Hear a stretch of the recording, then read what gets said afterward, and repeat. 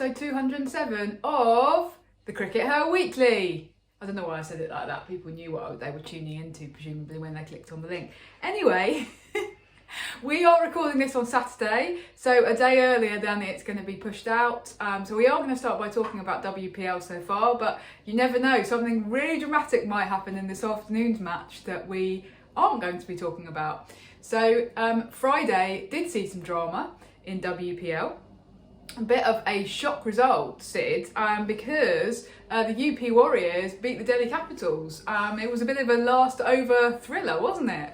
Yeah, the Delhi Capitals went down in the last over thriller. That's twice in this season they've kind of choked in the final over. They've choked once bowling in the final over. Yep, and this was with the bat, wasn't batting it? in the final over. Lots of swiping across the line. It was just a really bonkers finish to the game. They ended up needing 2 runs off 2 balls, and they really should have got that. Yeah, they should. And the number 11 comes in and takes another huge swipe across the line, trying to send it over cow corner, and gets caught. And it's like, you've got to put that a little bit on the coaching team, I think, there, because they should have been having words and going, look, you just need to bunt it and run. Yeah, absolutely. Yeah, they really messed that up. It's that thing in your head of, I can go for the glory shot, and it's like, no, this is the big leagues. You cannot, if you're the number 11, and you just didn't play the game situation. So it was kind of disappointing, really. Yeah. But maybe lessons learned, maybe this is a lesson learned that will help them when they get to the final. And it does look like they're still, heading in that direction, kind of thing. So Delhi Capitals, let's pop the table up here, together with the chances of qualification. Delhi Capitals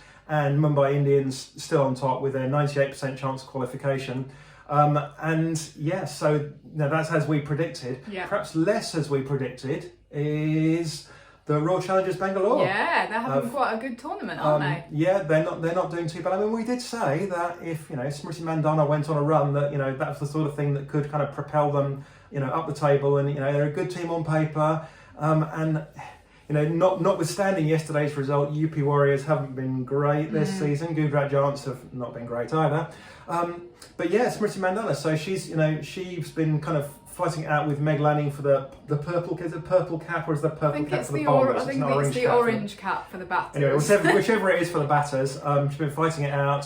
Why do they have to have such terrible colours for those caps? I mean... Yeah, also if you're in Gujarat Giants, lol, that Gujarat Giants player wearing the orange cap, but it's the same. Don't be mean. It's the same colour as they're all wearing orange caps. So it's all a bit strange. Yeah, but Smriti Mandhana has gone on a bit of a run. It's kind of interesting. I was having a look this morning at her statistics. Let's put some more numbers up on the screen here, because I want to think about her running between the wickets. Okay. Because the bottom line is, if you have a look at what we're showing here, she's not doing a lot of it. So there is a standout number on this actually, which is that Grace Harris doesn't run many 2s and 3s. But Grace Harris does run a lot of singles, and she obviously also hits a lot of 4s and 6s. Yeah. Smriti Mandhana hits a lot of 4s and 6s, but she's playing out a lot of dots. She's playing out more dots than any other top batters. She's not running very many singles. She's not running very many 2s or 3s. She really doesn't like running between the wickets. And, that's sort of fair enough in one way. She her numbers kind of still do stack up. But you just feel that if she could run like Tammy Beaumont does, that she would just move her game onto a whole another level again. And, Can she make that change? That's a change that Tammy Beaumont made actually reasonably late in her career. If Smriti Mandhana can add that as well to her game, she can become an even better player. Really interesting numbers there, Sid. I was actually teaching my sports journalism students last week about using data in sports journalism, and you know what they say about statistics, damn lies and statistics and all that.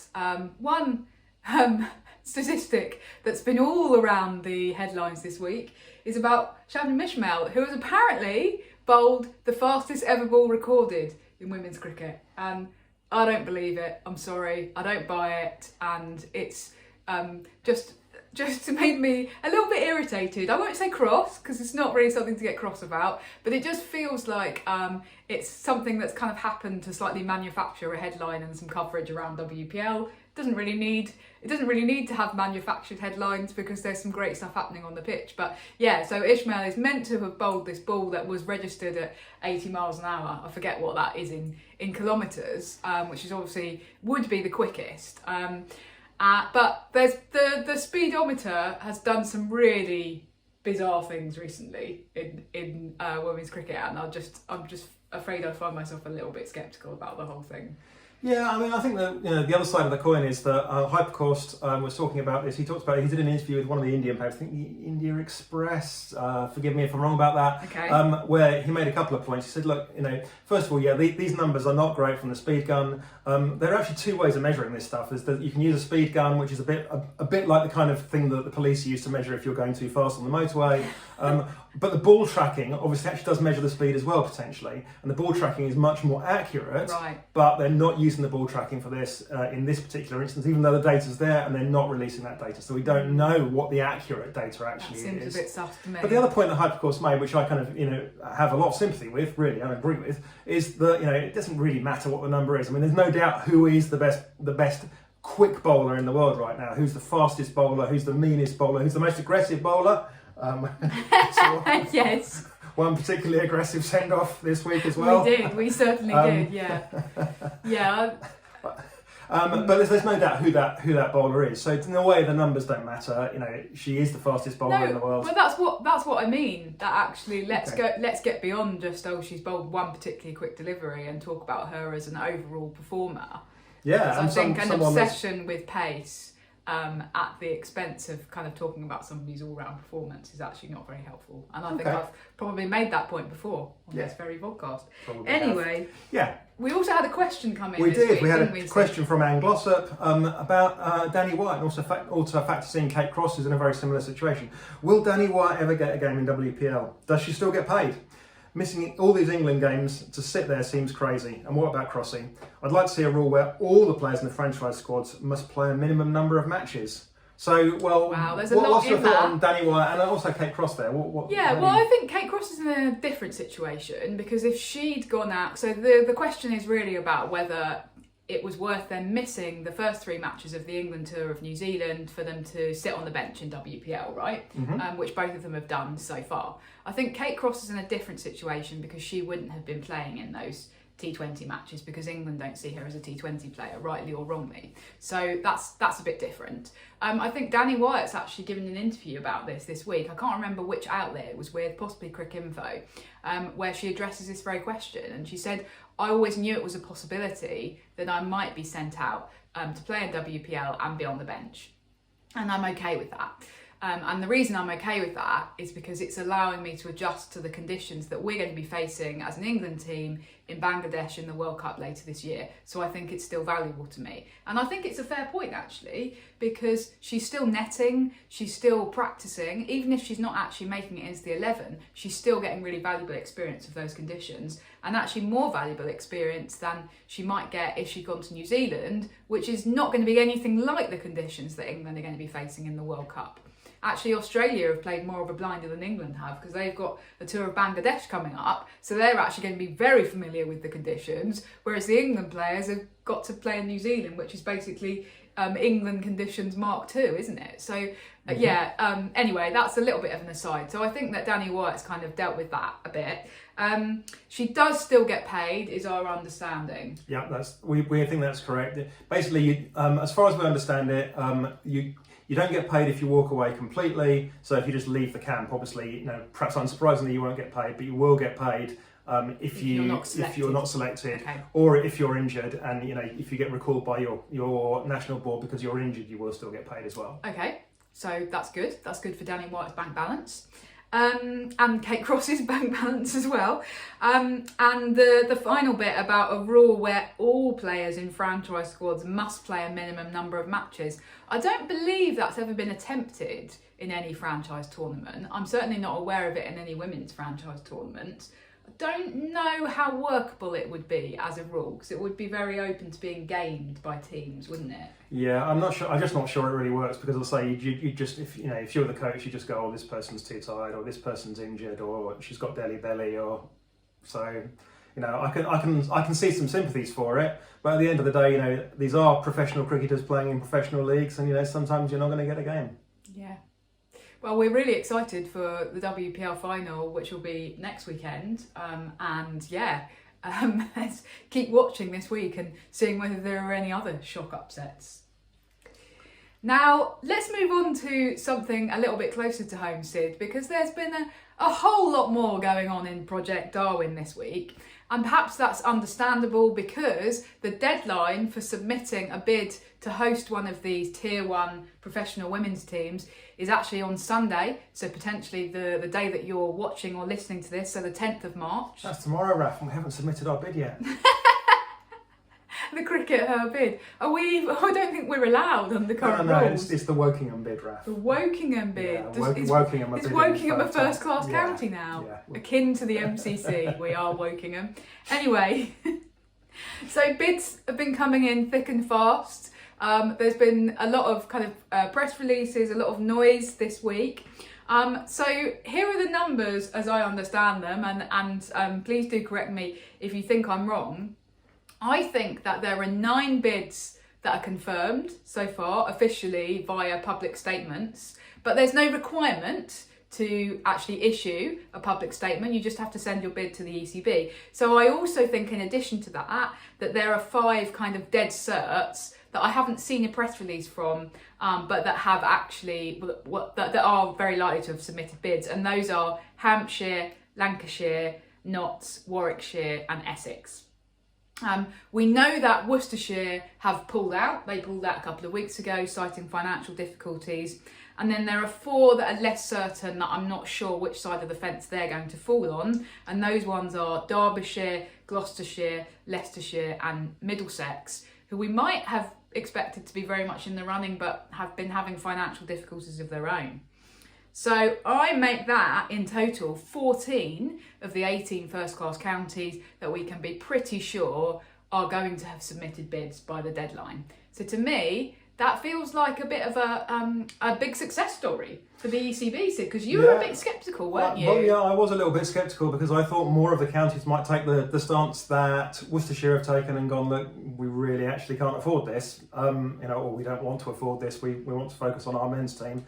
But, there you go. Yeah, so there'll be some very pleased people at the ECB, no doubt, not least Beth Barrett-Wild, who's kind of overseeing this whole process. Obviously, you could say the difficult bit begins here because they've got to actually judge the bids now. Yeah, if she'd only got 8 bids, it would have been somewhat easier. Oh, yeah, I suppose that's true, but I'm sure She's going to have to write like 8 Dear John letters. I'm sure they're very pleased. Maybe she can do it like Donald Trump and get them into the room and go, you're fired. What are they fired from? They haven't been hired. Anyway, the big. Sorry, I put you off there. In terms of the public announcements this week, Sid, the Durham video is the one that's been making the big waves, isn't it? Well, it has, and I think that a lot of the press releases that we've seen are actually a response to the Durham video, because Durham put out a fantastic video. It's really well produced. It's got a lot of good content in it, and it's just emphasises kind of a real quality bid for me, and it kind of contrasts with where a lot of the other bids are. So they put out this video, and it was followed by a raft of press releases. No doubt, the media teams at various counties were told, "Oh God, have you seen the Durham video? Put out something now. Get to work." But they've been unable to match the Durham video, but also been unable to match the Durham video in terms of what Durham are actually saying. So a lot of these bids kind of falling in. There's a couple of categories of where we're seeing things. I think that we've got people like, for instance, Kent and Somerset, both got kind of similar kind of things that they put in their press release, which is basically, we did a lot of good stuff in the past for the women's game. We nurtured a lot of kind of important players. So, Somerset are going, we nurtured Anya Shrubsole when she was young, and Kent are going, we nurtured Tammy Beaumont when she was young. Can I talk a bit about the Kent press release in particular, though, because I think it's a bit of an odd one. Like you say, it does focus very heavily on all of the trophies they've won, and it basically says we're the most successful county of all time in women's cricket, which is true, but they haven't got any, following on from kind of last week's episode when we talked about this sort of begging statement that they put out on their website. There's no announcement of any big name sponsors that they've managed to secure. There's no kind of quote from the overall CEO in the press release, who was the guy who basically said on the website, "Oh, we're not really sure about submitting a bid." And then like a week after that, they have submitted a bid, and they're kind of saying, "Oh, we're all over it, and we're really pleased." But it doesn't make sense to me, because it feels like a massive about turn, and it doesn't feel like the whole club therefore is buying into it. And if I was the ECB, I'd be really sceptical about this sudden about turn. the other thing is that somebody's obviously inserted this quote that's attributed to Megan Bell, who's the current Kent women's captain and has played her entire career at Kent, has a really good Kent pedigree. But I don't know if whoever kind of given her this quote to say really thought about how it would look like, because while banging on about how successful Kent have been historically, the quote attributed to her is, "The opportunity to be a professional cricketer in Kent would be a completely different prospect to how my personal journey's been so far. Being able to train and practice as much as the men, using the facilities they use and having access to the same level of support staff would be an absolute game changer." So that to me, that reads like everything's been crap so far, but this would make it good. And I don't think that that's the impression that Kent were really going for. So whoever's written this press release and inserted that quote into Megan Bell's mouth, it's not been brilliant, to be honest.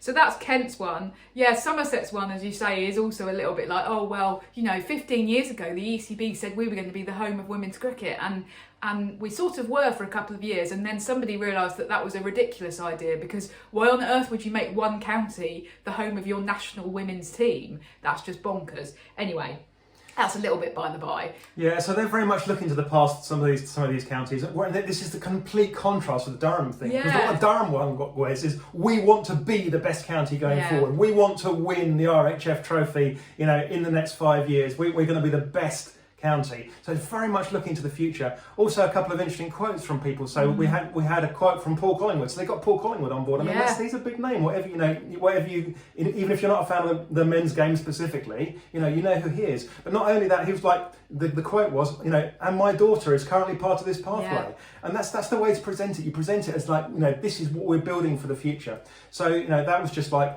incredibly positive, I think. And I think the positivity and, looking to the future and saying, look, there's someone standing in front of the ground at the Riverside going, this is where the players will walk out and play if they come and play at Durham. And it just feels like so much of a contrast. I mean, they're going to be really battling with Yorkshire. What have Yorkshire emphasised? Seems to me, if you read Yorkshire's press release, what's coming across from Yorkshire is going, well, there's a really nice women and girls set up in Yorkshire currently. Be a shame if anything happened to it, wouldn't it? Yeah, that would be a pity, wouldn't it? You're right. It's almost they're threatening, going, well, we'll just kill your women's and girls structure in Yorkshire then if you don't give us the front. And then, again, there's no positivity to it, and that's what was so great. The other thing, they got Ben Stokes to actually do a bit. And how important is that? I mean, not only because Ben Stokes is, obviously, one of the biggest names in cricket globally and a huge celebrity, that almost as close as it comes to almost transcending the game globally, but because that's such an important thing to hear the England men's captain say that, I want my county, my Durham, to have a women's team and to be the leading women's club going forwards. And all the men at Durham, all the men that are in their first 11 and second 11, boys coming through the system at Durham will see that, and Ben Stokes will be their hero, and they'll look up and they'll go, oh, Ben Stokes thinks this women's thing is a really good idea, so it must be, I'm going to help back that. Yeah. The kind of that allyship is so important. Absolutely. So and it's not really been particularly present in the other public press releases. So I just thought this whole thing was just so positive. Yeah, and I know, I totally agree. What it suggests to me is two things. One, that the people at Durham have actually given serious thought and put in a lot of effort there, because Ben Stokes and Paul Collingwood are out in India right now, aren't they? Yeah. So somebody's actually taken the time to get them to record those bits. Well, those videos are not quick to put together. The quality of that, I put this video together and I know how long these things take. And the other thing that I would say is actually that that the ECB and Beth Barrett-Wild in particular at the press conference said that yes, they are looking for all of these tick boxes about, Kent have got the amazing ground at Beckenham, and they're looking to see when are the women going to get to use the gym at the main ground and things like this. But the most important thing that they're looking at is the kind of it's the heart, it's the love, it's the enthusiasm. Will that county embrace women's cricket? And what that video shows is that Durham are doing that. And so I'd be quite nervous if I was Yorkshire right now. Yeah, absolutely. I think if they're sitting there taken for granted going, well, we have the Yorkshire Diamonds, then they've got another thing coming, to be honest. And yeah, they are. So that's going to be really interesting to see how that unfolds. Absolutely. The other potential interesting one that's been announced this week is Northants, of course. A little bit of a surprise there. Who are potentially in the running to run the Sunrisers. We haven't had a confirmed bid from Essex or Middlesex. Yeah, I mean, Essex we think are quite the MCC keen, was also potentially, I mean, they were kind of floating that as an option. Yeah, they so were. the other thing is that Northants could potentially be an East Midlands franchise, although honestly I can't see the ECB taking it away from interesting. Notts. Okay. Because you'd have thought that Notts must have had a bit of a nod and a wink when they took over the kind of East Midlands regional franchise. Yeah. But then the players, rumour has it the players haven't been massively happy with how Notts have treated them. True, yeah, so I think that's really interesting because, of course, the counties don't have to say we want to host the Sunrisers or we want to host the Blaze or whoever. That's up to the ECB to try to allocate them. So they can get their geographical spread. Yeah. And just finally, Western Storm. We don't know if Gloucestershire are going to submit a bid. They're one of the ones we're unsure about, but we do know that both Somerset and Glamorgan have submitted a bid. So that's going to be a bit of a battle. Yeah, I mean, the ECB kind of decided to give the Welsh Fire the go with the 100 franchise, and they didn't give it to Somerset, and that was quite controversial at the time. But the ECB felt it was really important to, kind of centre cricket in Wales. Yeah. Partly because it is supposed to be the England and Wales Cricket Board, of course, isn't it, Raf? Well, exactly, and there are plenty of people in Wales who get cross when they put out things like "We Are England Cricket" and that Wales is almost like the forgotten corner of the ECB's remit. That they should really be the EWCB when we refer to them, because officially they are the England and Wales Cricket Board, as you say. And I think Glamorgan will be very much emphasising that Wales angle in their bid. So that's going to be a very interesting one to see. So yeah, good luck, Beth Barrett Wild. Some headaches there, but maybe it comes under the heading of nice problem to have. Nice headaches to have. And finally this week, Sid, the England under-19 team that's going to be touring Sri Lanka to play a tri-series against Sri Lanka and Australia in March and April has been announced. Some great names in there. They've announced a squad of 15, so huge congratulations to all of those players who've been selected. The definition of under-19 has perhaps been slightly elasticized, Sid. Well, I think they've gone for under-19 as in terms of like the Australian summer, because they are going down under kind of thing. So that was Southern Hemisphere. So but the one thing I'd have done perhaps a little bit differently, and this is kind of more of a question than a comment, Raf. That's a bit mad. You're a middle-aged white man. You should be doing more of a comment than a question, shouldn't you? But more of a question than a comment is whether it might have made more sense to kind of prioritise players that are going to play in the next Under-19 World Cup, because a few players like Alexa Stonehouse is on there, for example. Sophia Smale, they're 19 already, so they're not going to play in the next Under-19 World Cup.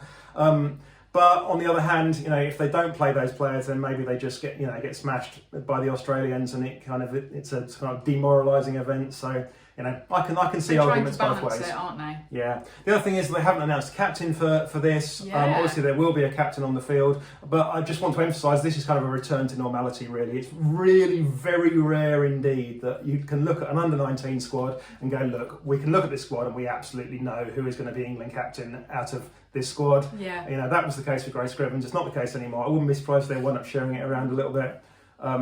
Give different people an opportunity to do that. So, but anyway, we'll see. We're looking forward to kind of seeing what happens on that tour. # Grace Scrivens bingo. Indeed. That's good, because we haven't mentioned Alice Several Capty. points. We haven't mentioned Alice Capty this week. So, I just did. Good. Right. Well, we have to find a way to shoehorn her into every episode. Thank you everyone for tuning in, and we'll see you in a week's time. Bye-bye. Bye.